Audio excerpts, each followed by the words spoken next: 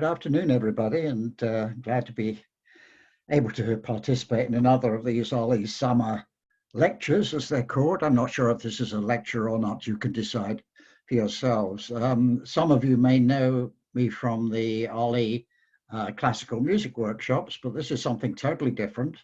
And here's the question I'm going to raise for you. When you imagine the future, what do you see?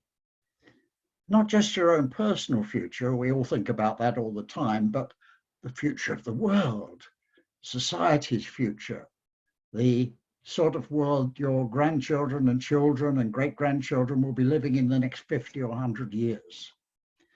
And that may sound like a really stupid question, because we can't know what's going to happen, even a day or a week ahead. But we always act and live and plan as if we do. But in fact, we don't. Some of you may remember this character. Let me just switch my screen here and share this with you.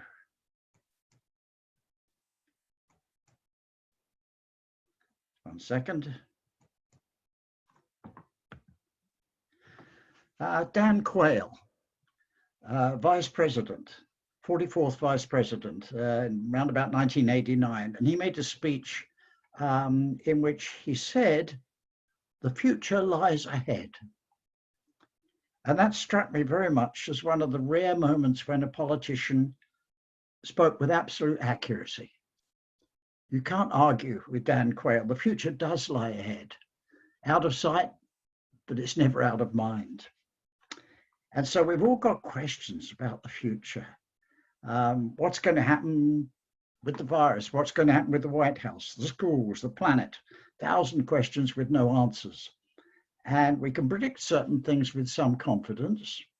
For example, the hurricane season, the time of afternoon tea, whether or not there'll still be trouble in the Middle East tomorrow, next year, next millennium. But we can never actually know any of these things.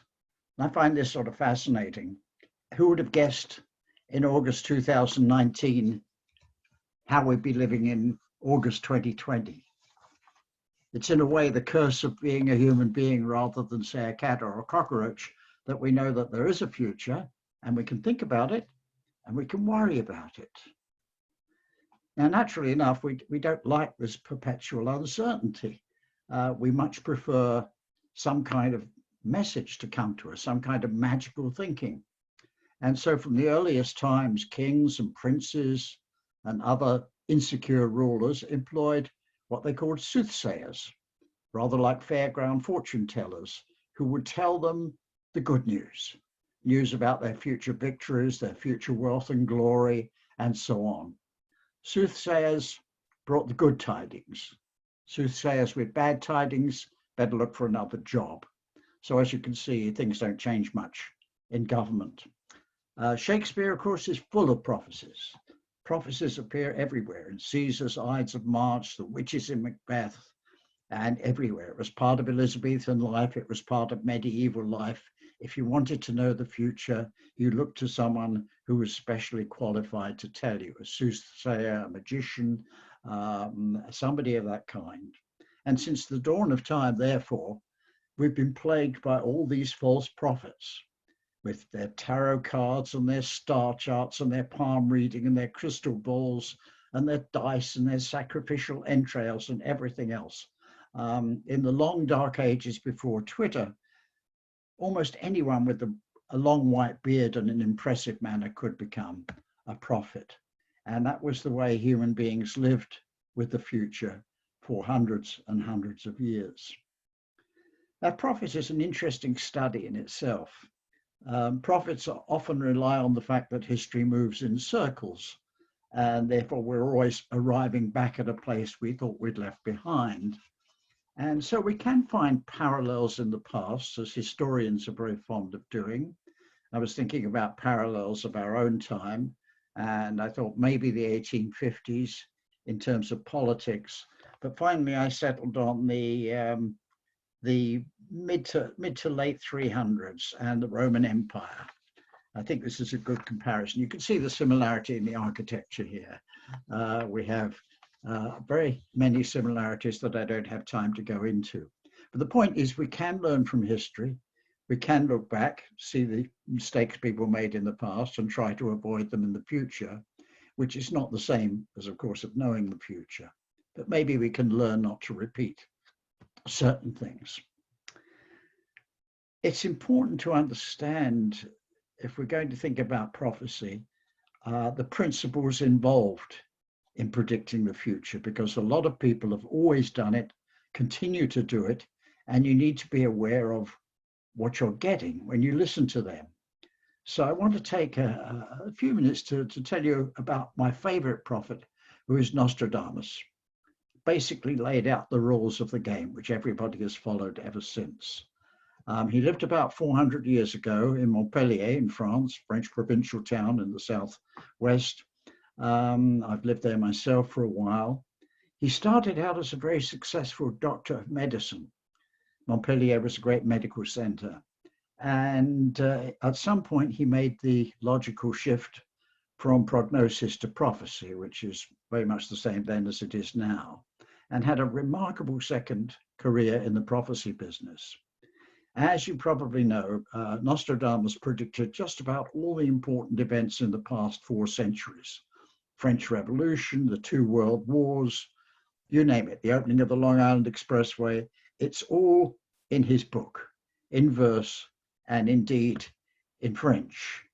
And if only you work hard on the interpretation, you can find just about everything in Nostradamus. Unfortunately, his book comes to an end in the year 2000 in a great apocalyptic catastrophe of universal war. And so there's no sequel. After 2000, Nostradamus has nothing to tell us. If you study Nostradamus attentively, you discover that the professional prophet has 4 basic rules. And these are the same rules followed by academic futurologists, think tanks, political analysts, financial advisors, and everybody else who pretends to know the future but doesn't. Rule number 1 is to predict things that are going to happen anyway. This is a very solid rule. For example, Nostradamus spent a lot of time telling us that the weather would be variable, and it has been for 400 years. Second rule, be vague about dates and specific details so that only a little imagination is needed to make the prophecy come true. Nostradamus was brilliant at this. He would say things like, sooner or later you would see great changes, and we have. Third rule, and every forecaster knows this one, predict what people want or what they fear. Either way, you'll get an audience. And fourthly, it's pretty safe to bet that the future will be much the same as the past. If the past was full of wars and pestilence and famines and natural disasters and variable weather, then the future will be too. And that's how he worked. And that's how he became a focus of enormous interest and fascination for people for 400 years. Now, of course, Nostradamus was working from ancient texts with no reliable statistics, without trends, but in a sense, it doesn't matter because a prophet doesn't have to be right. Prophet just has to say it. Back in the year 2000, remember that we saw the spectacular failure of a whole list of prophecies about the coming of the Messiah, the Y2K problem that was going to wipe out all our computers, the arrival of the aliens, the apocalypse, the whole thing was going to happen in the year 2000. And we all waited for that with bated breath. Some of us did anyway.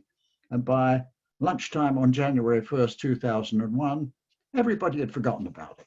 That was all over. And the people who predicted all these things weren't in the least bit discouraged. It's the promise that counts with prophecy, not the fulfillment. It's, of course, exactly the same principle, I should say, on which all advertising works.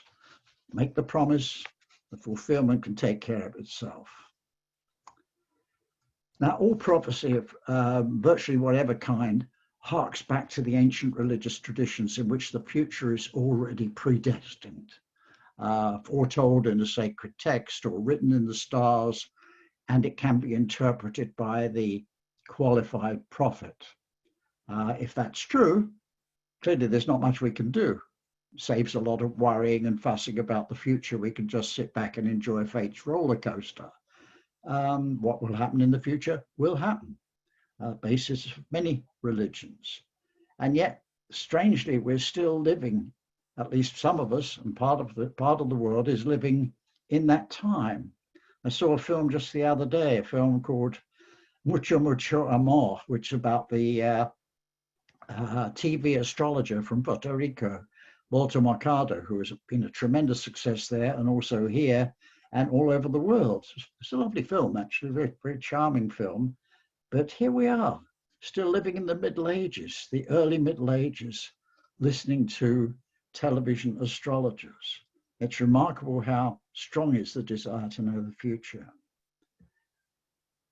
Another way of looking at it, and bear with me as I go through these different possibilities, another way of looking at it is the idea of utopia.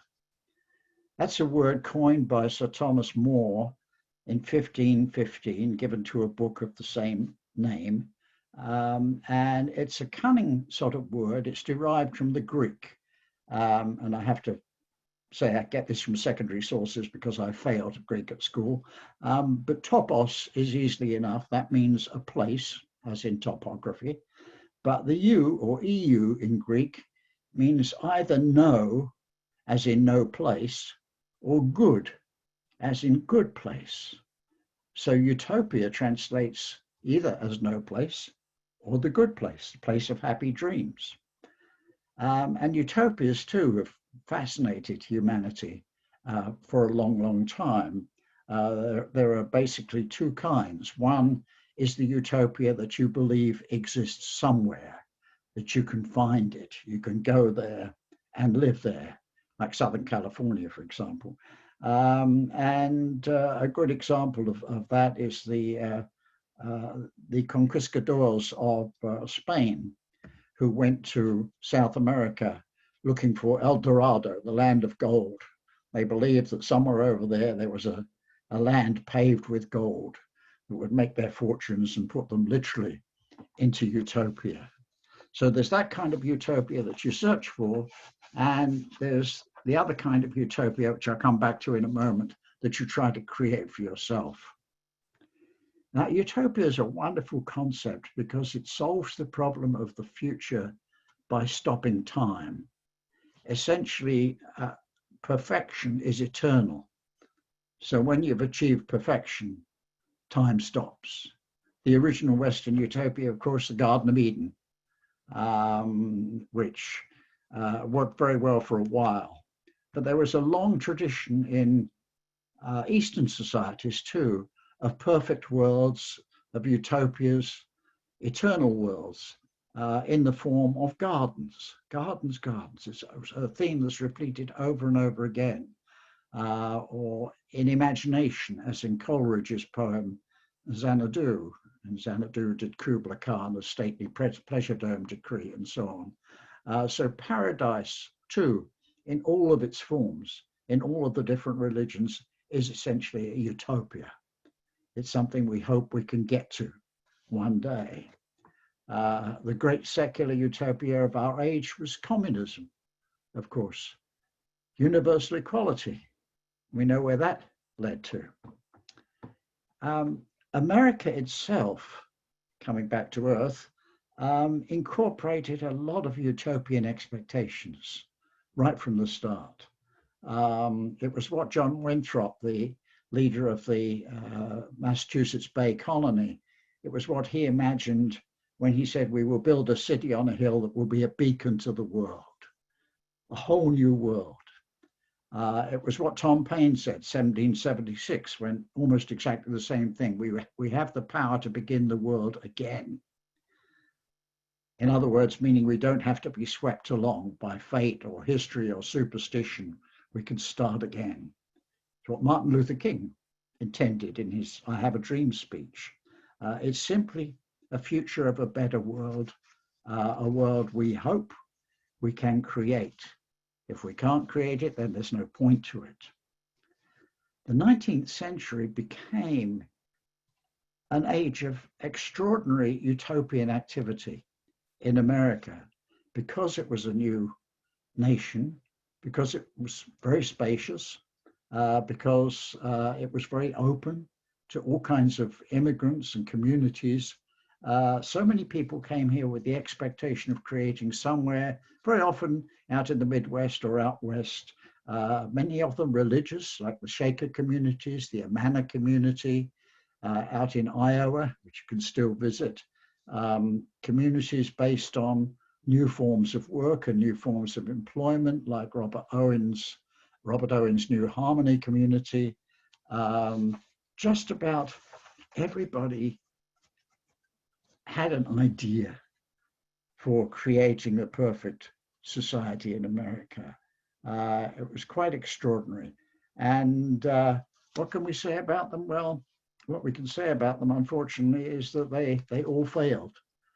Some of the more recent ones, the hippies of 1960s, who I studied back in the 1960s, I enjoyed their society, but then disastrous ventures like the Jim Jones community in South America and the Branch Davidians in Waco, Texas. They're based on all kinds of things. They're based on religion. They're based on the idea of free love. They're based on the idea of equalitarianism, scientific management, and almost always there's a charismatic leader to make the utopia work. And as I say, virtually they all fail. And we have to look, many, many books about this. It's a fascinating study. What's the snake in the garden? Every garden. It seems to be human nature, alas. Human imperfectibility, if you like, or human irrationality. But whatever it is, attempts to create utopia on this earth have uniformly failed, except possibly in Southern California. I don't know. Okay, now let's look at another one of historic utopia. This is, I think, the 132nd anniversary of this book. Edward Bellamy's very famous book of utopian prophecy, Looking Backward. Bellamy was a Massachusetts man like Winthrop, and his book was one of the most influential utopias ever published in America. And the way it worked was, in the closing years of the 19th century, he looked ahead to imagine the first years of the 21st century. What would it be like in our own time? And he used the fictional device of a young man called Julian West, Bostonian, who fell asleep in 1887 and woke up in the year 2000. And Julian woke up to a beautiful world. There's a world without poverty, a world of universal equality and understanding between classes and races. When Julian fell asleep in 1887, it had been very, very different. Violent conflicts all over the world, great gaps between the rich and the poor, religion and superstition everywhere, bitter racial divisions. And when the alarm clock finally went off in the year 2000, all this was literally history. In Bellamy's year 2000, there's no crime because there's no money. Money has been outlawed, with it making money from money and envy and robbery, penury and wealth and political corruption. All of that's gone. Citizens have unlimited credit based only on their contribution to the community, special credits for anyone who does things that are especially good. There are, of course, no financial advisors and no banks in the year 2000. Medical care is free. Education is rigorous, disciplined, up to the level of anybody's competence. It's free. Culture and creativity and good manners are valued above all things. In the year 2000, men have, I quote from Bellamy, quote, laid aside the social traditions and practices of barbarians and assumed a social order worthy of rational and human beings, unquote. What Bellamy calls the excessive individualism of the 1880s has been curbed so that people recognize their role in the community and talk about utopia. There are even term limits on Congress. Now, we haven't totally struck out on every detail. He said that we would have amazing science, and we certainly do. He said that life would be healthier and more open, and it certainly is. And he expected that people would have universal music and they will continue to smoke cigarettes in the year 2000. And they did, and they do. But obviously, we still have a few things to sort out from the point of view of Edward Bellamy. Now, that's a sort of, I suppose, a standard that we can judge ourselves against, if that makes any sense. But, you know, for many people in the world, the United States is right now a utopia. It's the place that so many people in the world want to be. And there's a kind of lingering American dream image, lingering really from the 1950s and 1960s, which doesn't match too well to what we see around us right now, but nevertheless carries around the world with tremendous force. It's the image of America that people want to have. A lot of it comes from old movies, I expect. I don't really know. But of course, we live in a different world now. And the utopias that we have now, such, if we do have any, are mostly technological in nature. They're not so much about a way of life as about a way of technology. Liz Wilson, who introduced this lecture, told me about a cartoon from the 1960s called The Jetsons, which I missed. I must have been asleep or living in another country or something. But this was the family of the future. I looked them up on the web, and lo and behold, there they are, a whole family living in a place called Orbit City and flying around in a flying saucer and living in a push-button world with every convenience. And this was for a while a very powerful sort of American utopia, because all of the technology seemed to lead in that direction, that sooner or later we would have this push-button world where machines would do everything for us. We're halfway there already, but this was the kind of image that you would see in science fiction and science fiction films and so on, the city of the future. It would be glossy, it would be shiny, it would be just perfect. And even pushing further into the future, this is another illustration I found from an old science fiction book, City 10,000 Years Hence. And in this case, you see that the city is actually taken off from the earth. And a surprising number of utopias of the 20th century and into the 21st century have been based on the fact that we leave this planet, we go somewhere else. And that's where utopia is. And excuse me, of course, we see this in the movies in a big way with the arrival of science fiction movies, and especially with the blockbuster Star Wars and things of that kind. Strange mixture, by the way, of futuristic and popular culture and medieval culture. Very, very, I'm sure people have written many, many books about Star Wars, but it's really strange. But the escape from Earth and all the complications was apparently a highly desirable thing.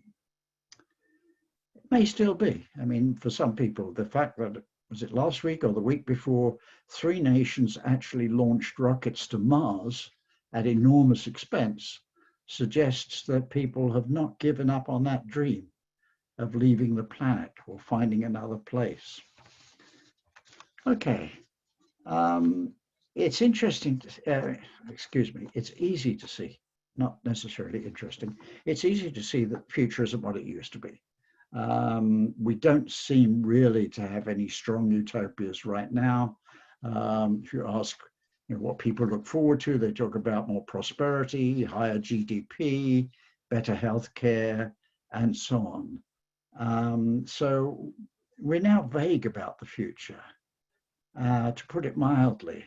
There's no long-term view that I can find. And I've talked to sociologists and others about this, and they agree. There really is nothing projecting into the future that we can get a grip on. Politicians never think beyond the next election or fundraiser.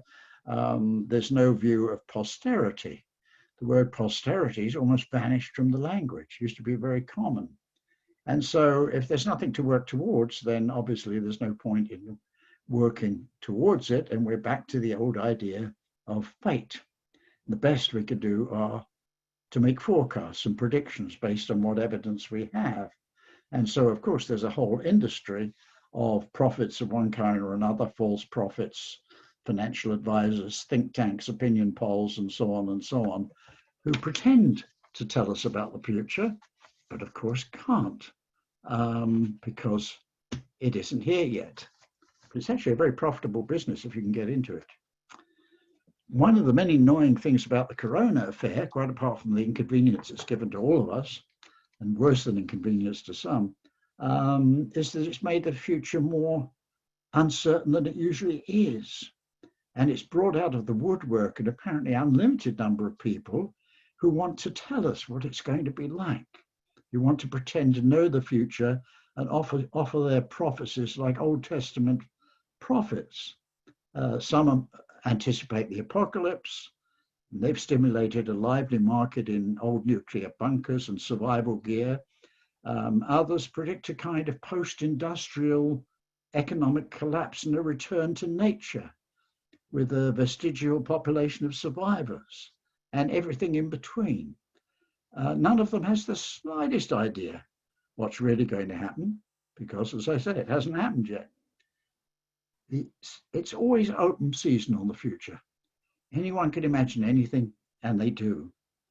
And of course, if that's not enough, there's in the next few weeks, we're going to have endless pointless speculation about the election, complete with charts and graphs and statistics, which, as in 2016, will mostly be all wrong. We spend a lot of time fussing about the future to no purpose. The objection I have, I mean, I can always hear you thinking through Zoom in a way, and I'm sure you would say if the microphones were on, that's all very well, but we can't help speculating. You know, we can't help speculate. It's fun to speculate. And of course we can't. That's under the First Amendment. My argument is that very often speculation turns into certainty and into prophecy, and fantasy into what people claim is fact, which horse will win, which candidate will win, and so on, which is, you know, a kind of madness.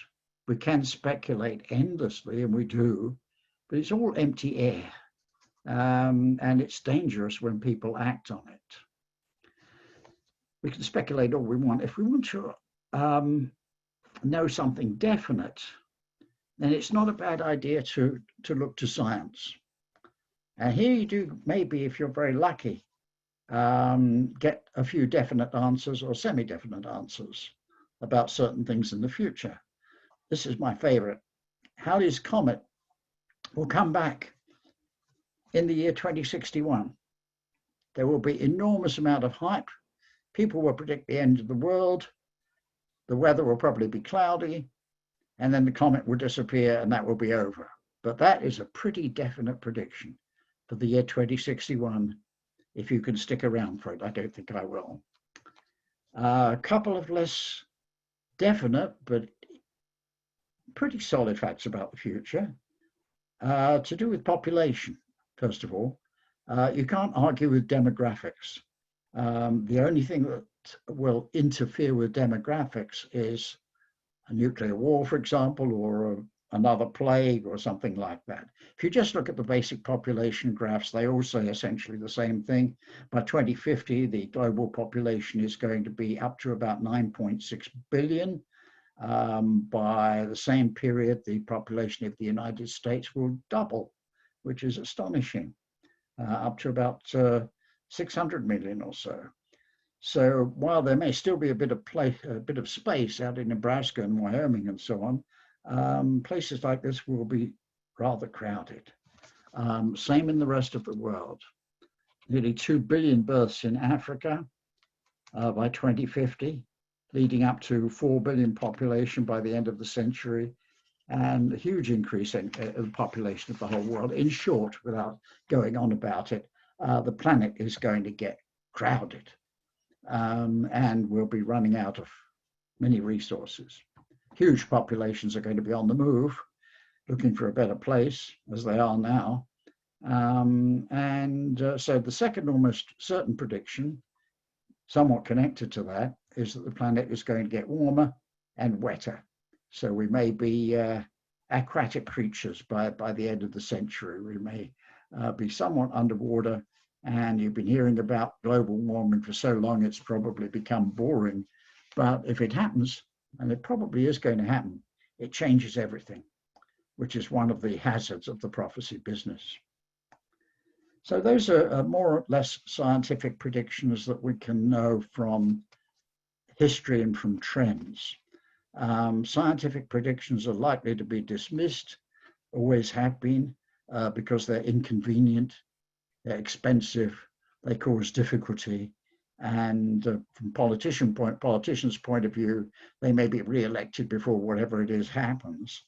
So beyond that, we can only make guesses.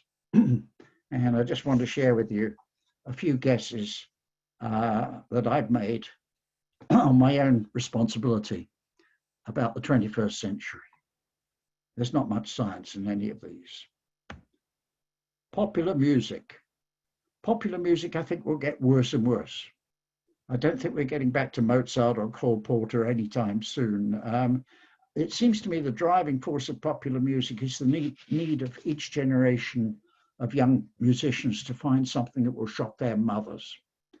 And so logically, as mothers become progressively less shockable, and as the rest of the population becomes progressively more deaf, we may be in for some very nasty music indeed. So that's one prediction. Can't go far wrong with that. Television and computer entertainments will converge into a single technological stream and will continue to get worse and worse. Sometime, I reckon, about 2042, they'll reach the lowest common denominator of entertainment that they can find and stay there. 50 years ago, a Canadian pundit called Marshall McLuhan predicted that television would mark the end of the age of literacy and return to tribalism. So he would be quite delighted to see us now. If we follow McLuhan's thought, looking at literacy scores, once again, the statistics are extremely solid. Literacy scores are going on a long, slow decline towards zero. They probably won't ever reach zero because there are other reasons for literacy. But you can see that libraries, excuse me, are sending out fewer and fewer books, putting more and more games and online services into their space.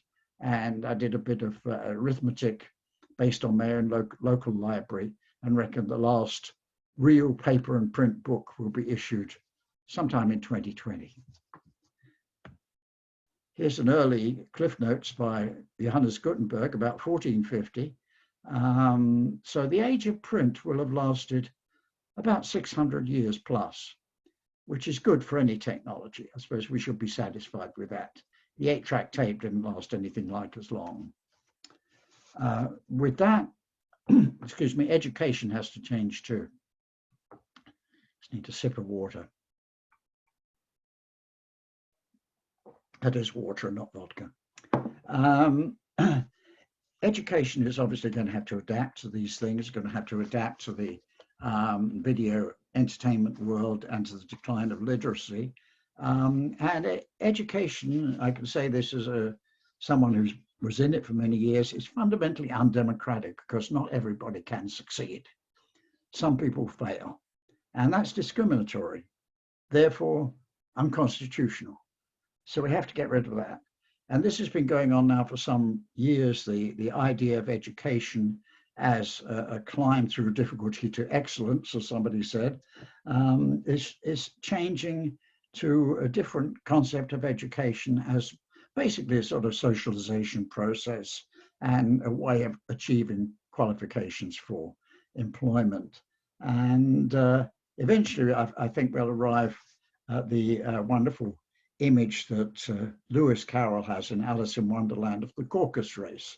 if you remember, the caucus race is one in which everybody starts where and when they want and runs for as long as they like and stops where they want, and everybody gets a prize.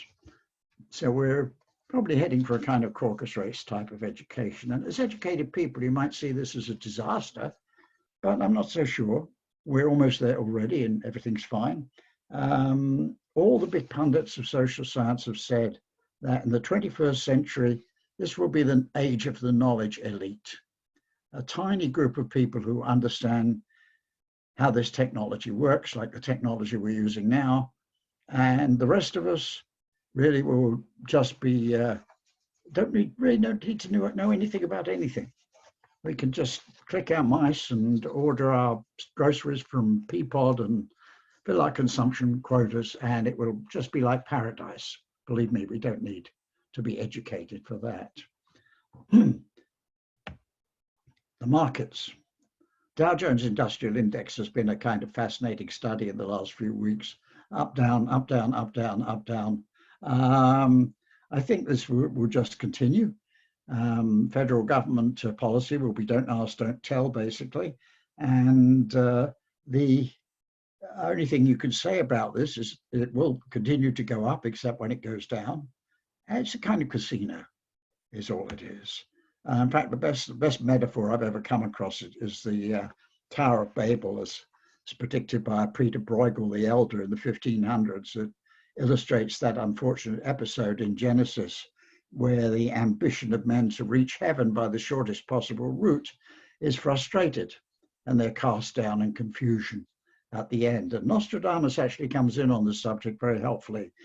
I think I can repeat safely his prophecy number 16 in chapter 2, in which he says, "Many shall be confounded in their expectations." And I think this goes for the stock market as well as the town of Babel. Maybe one day it'll go down and stay down. Politics. This is Raphael's imagined version of Plato's School of Athens, showing the ideal society ruled by wise, highly educated, morally incorruptible leaders. Plato thought he himself would be very well qualified for the job. Here he is with his running mate Socrates in this picture. And this is, again, an idea which has recurred over and over again in the utopian context. H.G. Wells believed that knowledge, wisdom, high morality would define political leadership in the future. So we can wait a bit for that. Where prophets very often go wrong is they get carried away by romantic idealism. I think President Reagan had it right when he said, in an unguarded moment, politics, it's just show business. Now we're moving along towards our time when we need to stop for questions. Excuse my voice is going. I'll just go through a few others just very quickly without elaborating on them at all. This is another painting by Bruegel. It's a peasant utopia called Cocaine, a peasant utopia of the Middle Ages where everybody could eat a great deal and become very fat and not have to do any work. Cocaine, the ideal world of the peasants of Middle Ages. And I think one prediction we can make based on trends is that average body weight will increase in the coming century. Healthcare will become a major obsession. Most of us don't want to meet this guy. We want to meet this, we don't want to go with the death of Socrates. That's a more reasonable kind of death. But we don't want the kind of death that the Grim Reaper represents. And we've lost the talent for the elegant, beautiful death, the graceful death of Socrates. So we're going to be more keen on men like this guy, Louis Pasteur, who discovered the role of bacteria and set us off on a path to having incredible medicine. So I think, in the rest of the 21st century, we're going to see that more and more progress in medicine, more and more amazing treatments to extend life to its extreme limit. Of course, nature will fight back, is fighting back, but medicine will become a major industry, possibly even the major industry. More people well, more people will be older, of course. Let's see, what's the statistics? By 2030, even, not that far in the future, quarter of the world's population will be over 65. The figure for the United States is higher than that. You know, it's going to be an old population. Everybody's going to have to play golf. It will become compulsory. So that's a problem. We'll skip over this as it takes a long time to explain. I think we can be sure that health food will get worse and worse. Houses will get bigger and bigger, as they have been doing. Cars will get bigger and bigger. The leisure society that we were all promised, society when we really wouldn't have to do anything but could just enjoy ourselves and be happy. I don't think that's really going to happen either.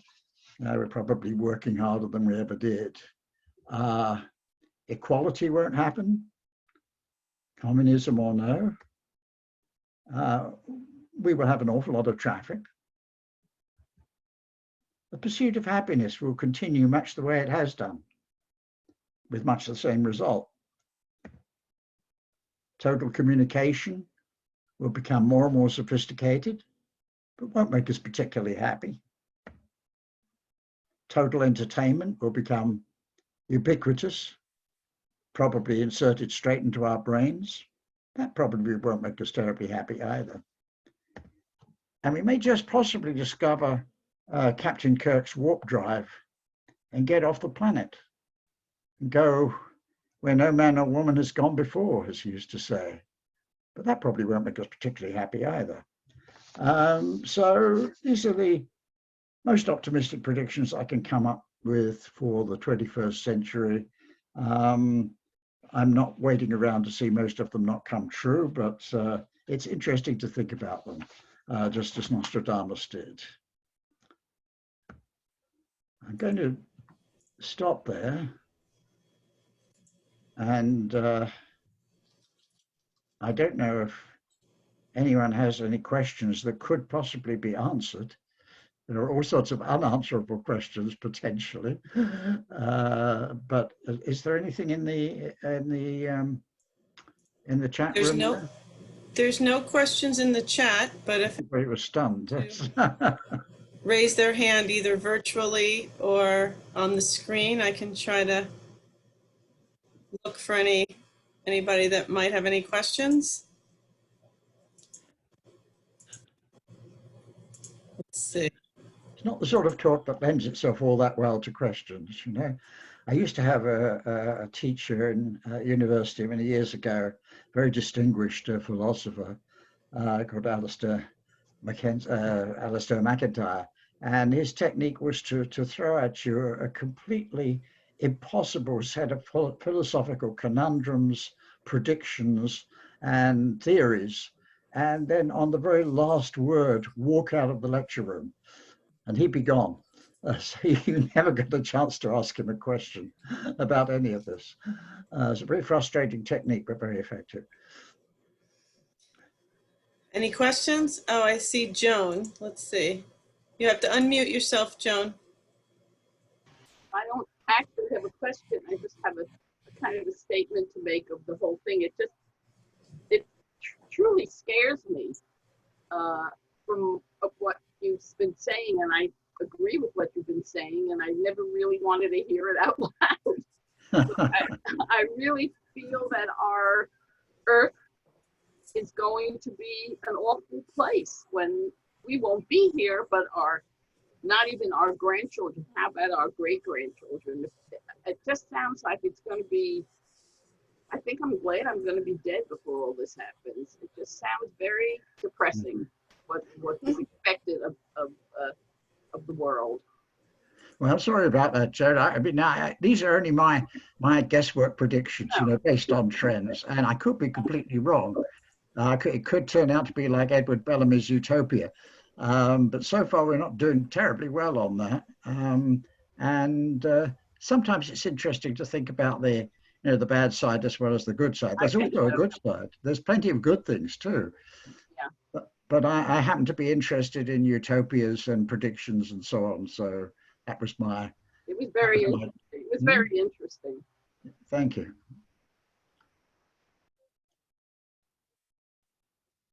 Anything else, anybody? Other questions? Oh wait, looks like we might have one. David has a fascinating mind. You are amazing. I love this stuff. Thank you. Thank you. This, I don't know about fascinating. I think, never mind. I won't tell you what people say about it. But anyway, yes, I'll be back in September with something much more cheerful, another music workshop. Well, if we don't have any other questions, I'm trying to look through the screens here. We had 106 people participate.